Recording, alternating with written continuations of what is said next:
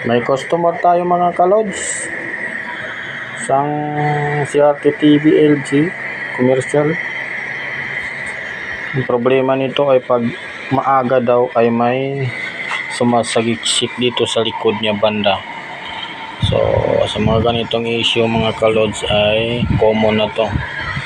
So madali lang ito i-repair mga kalods. Kahit hindi ka technician ay kaya mo to i-repair basta ganyan. Every morning ay magsagiksik. So i-open natin para ipakikita ko sa inyo kung saan banda i-repair. Kalods, na open ko ng TV. So pag ganon ay kitang-kita nyo man ang dumi-dumi ng likod ng picture tube. Kumuha lang kayo ng trapo.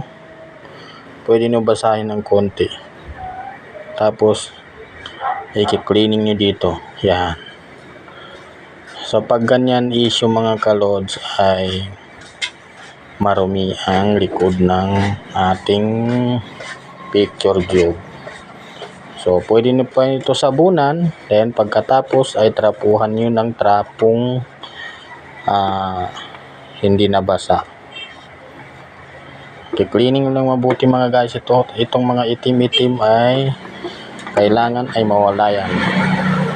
Kasi once na nag-moist siya, ay lulukso naman dyan ang induction ng kuryente.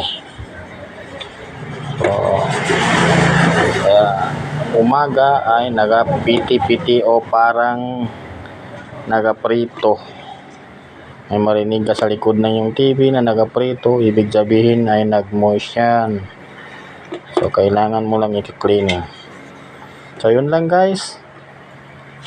Ganyan lang ang TV nyo pag bawat umaga pag open nyo ay maingay parang nagpaprito.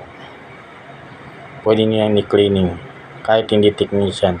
So wag lang kayo magkumpiyansa dito kasi may pundo dito na supply. Masakit yan pag medyo nakapasok yung kamay mo dyan. So okay na, basta importante dito ay danger.